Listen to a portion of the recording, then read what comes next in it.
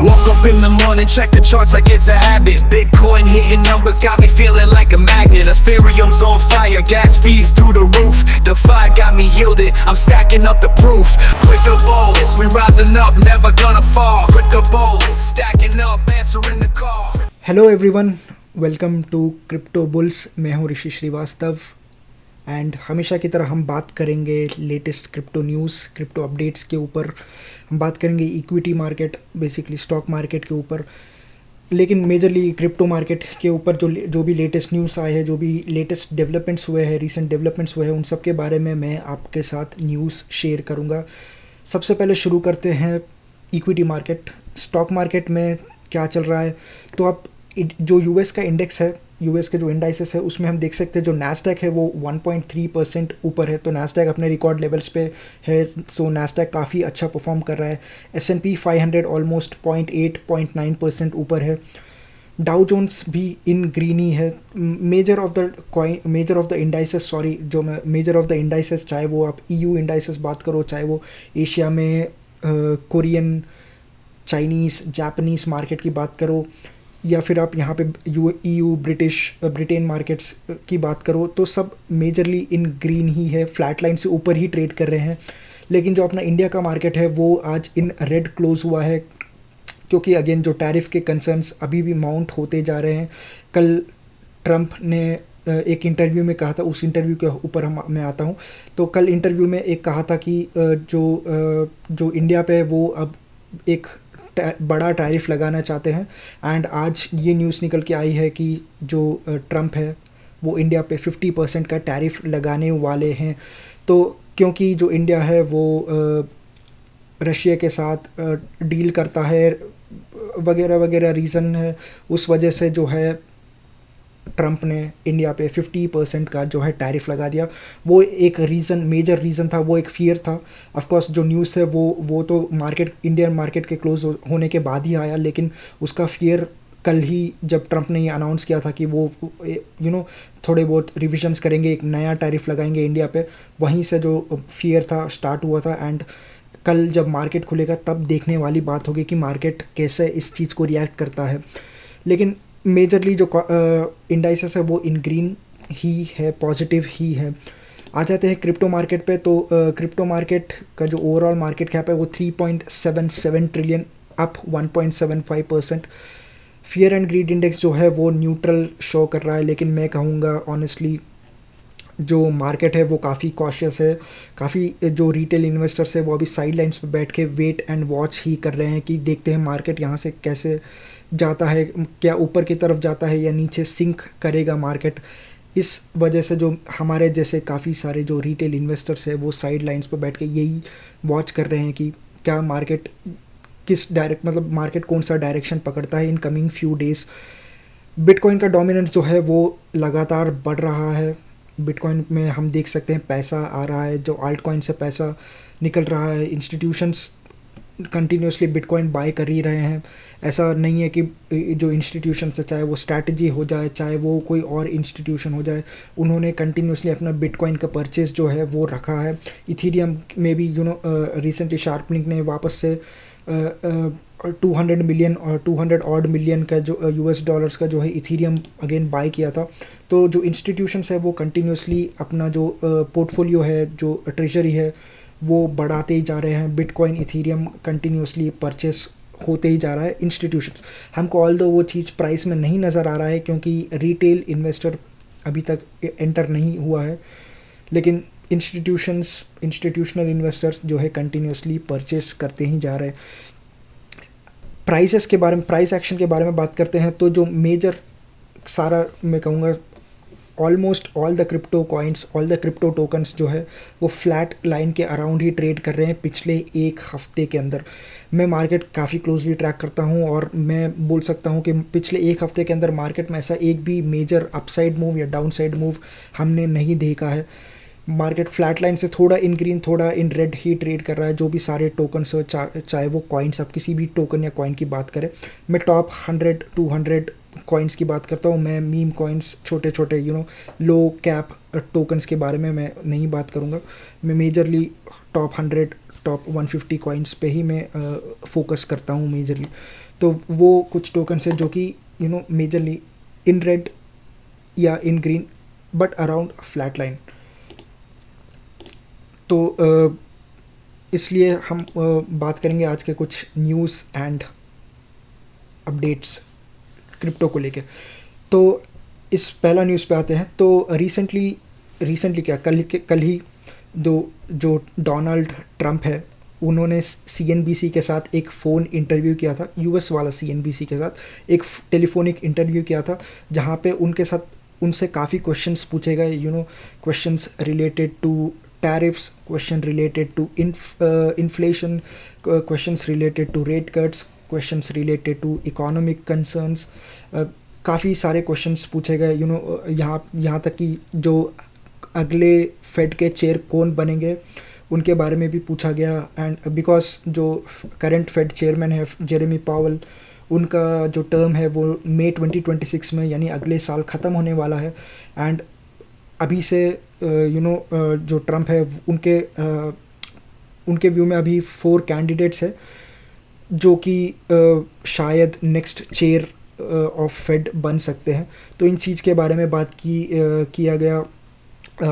दूसरा चीज़ ये जो ब्यूरो ऑफ लेबर स्टैटिस्टिक्स के जो चीफ थी उनको जब ट्रंप ने फायर कर दिया क्योंकि उन्होंने जो डेटा था, जो नंबर से उनको मैनिपुलेट किए, उनको फायर कर दिया गया। तो उनका पोजीशन भी अभी खाली है, तो वहाँ पे भी कोई किसी ना किसी को फिल करना पड़ेगा।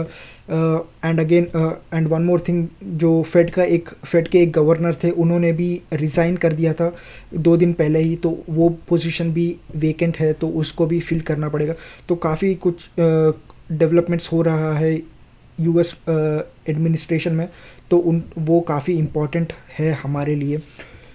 तो ये न्यूज़ पे इसी चीज़ के बारे में बात की थी। एंड एक और काफ़ी इम्पॉर्टेंट चीज़ कल इस टेलीफोनिक इंटरव्यू से निकल के आया कि जो ट्रंप है वो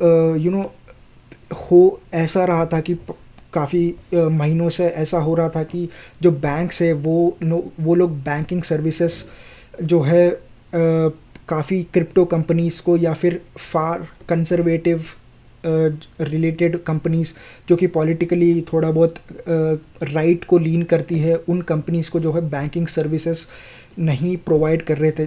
काफ़ी सारे banks, JP Morgan, bank of America, ऐसे काफ़ी सारे बैंक्स हैं जो कि पॉलिटिकल रीजंस आप कह सकते हैं या रेगुलेटरी रीजंस भी हो सकता है। तो वो जो है बेसिकली काफ़ी सारे क्रिप्टो कंपनीज़ को या फार राइट कंपनीज़ को जो है बैंकिंग सर्विस प्रोवाइड नहीं कर रही थी, बैंकिंग लाइसेंस प्रोवाइड नहीं कर रही थी। तो इस चीज़ को लेकर ट्रंप ने कहा कि जो भी कंपनीज़ है जो भी बैंक्स है जिन्होंने ऐसा किया उनको पेनाल्टी भरना पड़ेगा। एंड वो कुछ ही दिनों में एक एग्जीक्यूटिव ऑर्डर साइन करने वाले हैं जो कि इस चीज़ को बेसिकली देखेगा। तो जो भी जिन्होंने भी ये नहीं किया, जो भी बैंक्स है जिन्होंने ऐसा किया उनको पेनाल्टी भरना पड़ेगा, ऐसा इस एग्जीक्यूटिव ऑर्डर में होगा, ऐसा उन्होंने कहा। तो ट्रंप ने जनवरी 2025 में ही एक ऑर्डर साइन किया था जहाँ पे उन्होंने कहा कि बैंक्स को बेसिकली इस चेन में, जो भी ये चेन होता है, इसमें जो भी रेगुलेटरी हर्डल्स है उसको कम करना चाहिए। एंड जो ब्लॉकचेन बिजनेसेस है, ब्लॉकचेन कंपनीज, क्रिप्टो कंपनीज वो हो गए, उनको भी बैंकिंग एक्सेस देना चाहिए, ऐसा उन्होंने कहा था। इसमें पॉजिटिव चीज़ भी है, अगेन इसका कॉन भी है, लेकिन देखते हैं ये किस तरह से पैन आउट होता है, वो हमारे लिए देखने वाली चीज़ होगी। तो SEC के तरफ से एक काफ़ी इम्पॉर्टेंट जो है पोस्ट या एक अनाउंसमेंट, एक काफ़ी इम्पॉर्टेंट स्टेटमेंट रिसेंटली X पे पोस्ट किया गया था। तो जो करंट SEC के चेयर है, not chair I would say, SEC की एक मेंबर है, उन्होंने X पे पोस्ट किया था कि जो भी ये लिक्विड स्टेकिंग एक्टिविटीज़ होती है क्रिप्टो में, बेसिकली लिक्विड स्टेकिंग एक्टिविटीज़ होती है, वो एसईसी के अंडर नहीं आएगी। तो एसईसी बेसिकली ट्यूसडे यानी कल के दिन ही एसईसी ने एक्स पे एक स्टेटमेंट पोस्ट किया कि जो भी ये लिक्विड स्टेकिंग एक्टिविटीज़ होती हैं वो सिक्योरिटी नहीं होती है, वो उन्होंने क्लैरिफाई कर दिया। एंड उन्होंने कहा कि ये जो भी होगा ये एसईसी के अंडर फॉल नहीं करेगा। तो बेसिकली इस चीज़ को एसईसी जो है रेगुलेट नहीं करेगा। इस चीज़ को लेके उनको काफ़ी एक बैकलैश भी मिला, जो कि फॉर्मर जो यूएस एसईसी की जो चीफ थी, उन्होंने कहा कि अगर आप इस चीज़ को रेगुलेट नहीं करोगे तो ये फ्यूचर में एक लेमन ब्रदर्स स्टाइल कोलैप्स हो सकता है। लेकिन वो पर्सपेक्टिव की बात है। तो आपको लिक्विड स्टेकिंग में बता देता हूँ। लिक्विड स्टेकिंग बेसिकली आपके पास काफ़ी सारे ऐसे लिक्विड स्टेकिंग प्रोटोकॉल्स होते हैं, जैसे लाइडो हो गया है, रॉकेट पूल हो गया, काफ़ी सारे लिक्विड स्टेकिंग प्रोटोकॉल्स होता है जहाँ पे आप जो है अपने टोकन्स स्टेक कर सकते हैं to provide liquidity to the blockchain. जब आप उस आपके टोकन्स को स्टेक करते हैं तो आपको इन रिटर्न आपको टोकन्स दिए जाते हैं, जो कि मतलब अगर आप लाइडो पे इथीरियम स्टेक कर रहे हैं तो आपको एस ईथ का टोकन दिया जाएगा। तो एंड वो एस ईथ टोकन को आप बेसिकली ट्रेड कर सकते हैं, आप डीफाई प्रोटोकॉल में यूज़ कर सकते हैं। तो जनरली कैसा होता है कि अगर आप नॉर्मल स्टेकिंग की बात करते हैं तो जो नॉर्मल स्टेकिंग होता है जहाँ पे आपने टोकन आपने अगर स्टेक किया तो वो बेसिकली लॉक हो जाता है, आप उसको ट्रेड नहीं कर सकते। वहीं पे लिक्विड स्टेकिंग में जब आप अपना टोकन जो है स्टेक करते हैं तो आपको इन रिटर्न एक दूसरा नया टोकन मिलता है, basically stacked token, stacked Ethereum हो गया, स्टेक्ड बिटकॉइन हो गया, जो भी। तो एस ईथ इन शॉर्ट। तो मान के चलिए आपने इथीरियम स्टेक किया तो आपको मिला s ETH, staked ETH in return. And आप उस चीज़ को डीफाई प्रोटोकॉल में यूज़ कर सकते हैं, जो कि आपको एक ट्रेडिशनल स्टेकिंग प्रोटोकॉल में नहीं मिलता है। तो इस चीज़ पे एसईसी ने कमेंट किया कि ये एसईसी के अंडर फॉल नहीं करेगा। ये काफ़ी पॉजिटिव है क्योंकि इससे काफ़ी सारे जो कंपनीज़ है अब इस चीज़ को यूज़ करके क्रिप्टो स्पेस को एक्सपैंड कर सकते हैं।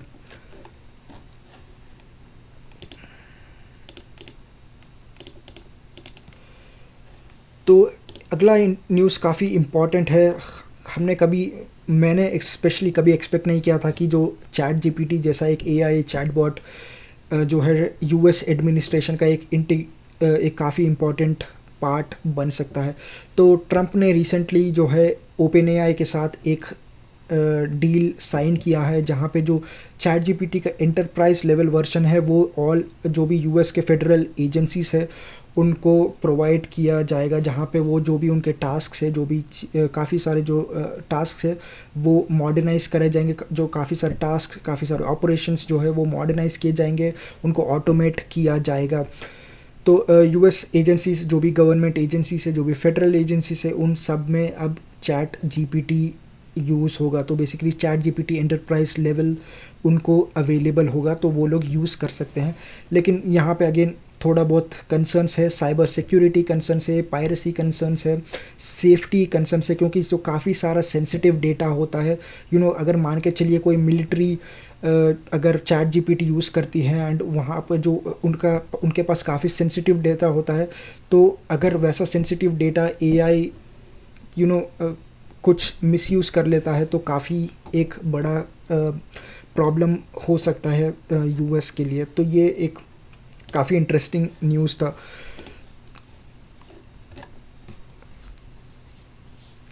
तो कर्नाटका ब्लॉकचेन, कर्नाटका हमने टेक के बारे में तो काफ़ी सुना ही है। बैंगलोर इंडिया का सबसे बड़ा टेक हब है, शायद अब वो फ्यूचर में एक ब्लॉकचेन का भी हब बन सकता है।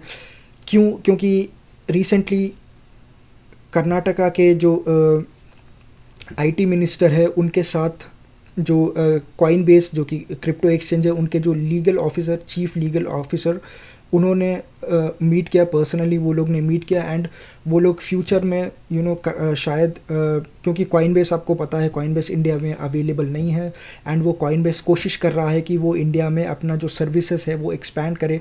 लेकिन जो इंडिया के जो रेगुलेशंस है, जो रेगुलेशंस है, उनकी वजह से जो कॉइनबेस है अभी तक इंडिया में ऑपरेट नहीं कर रहा है। तो वही उसी चीज़ पे बात करने के लिए वो जो है आईटी मिनिस्टर के साथ उन्होंने मिले एंड काफ़ी उस चीज़ पे बात की, क्योंकि इंडिया में वो चाहते हैं कि एक डिजिटल इंफ्रास्ट्रक्चर जो है वो बनाए, ब्लॉकचेन इंफ्रास्ट्रक्चर जो है उस पर काम किया जाए।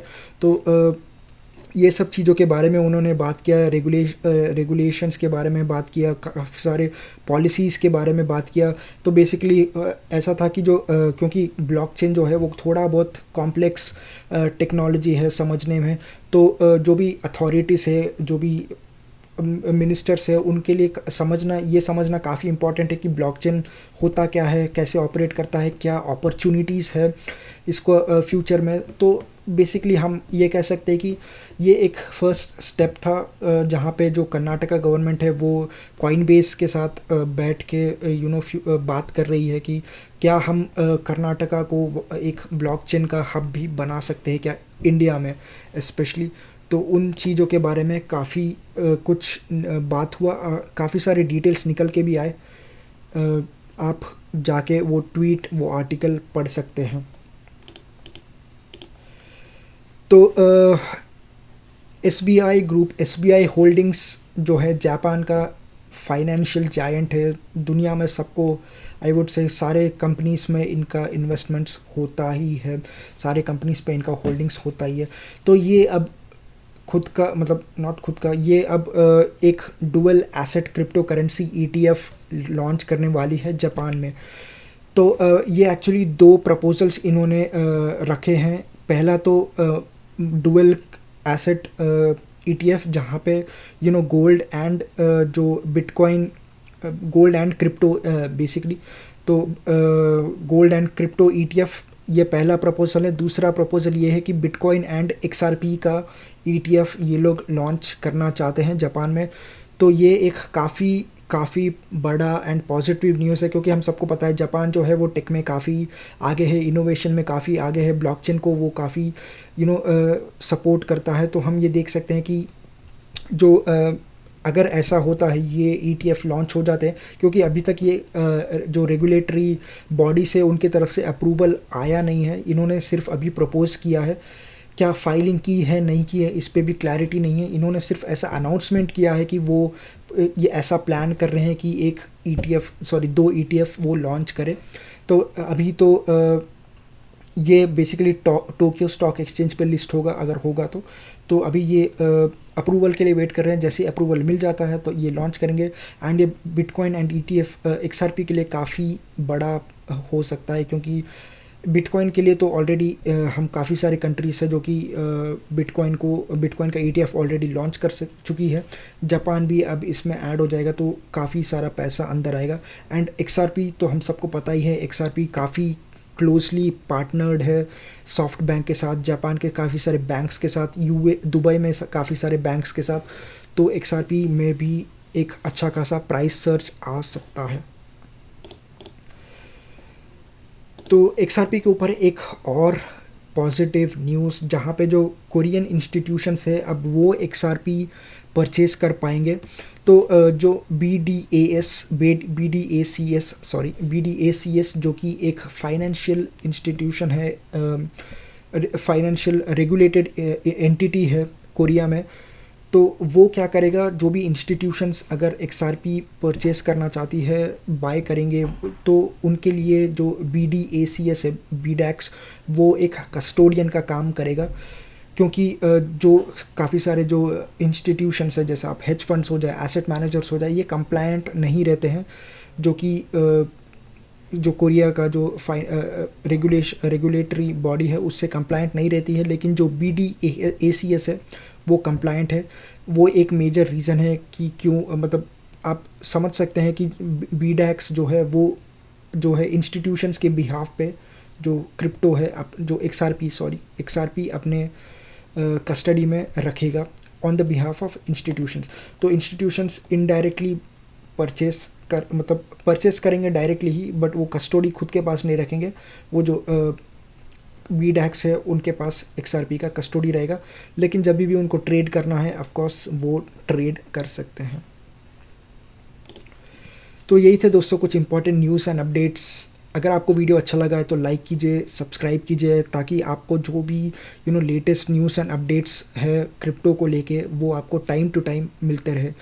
Thank you for watching and until next time bye.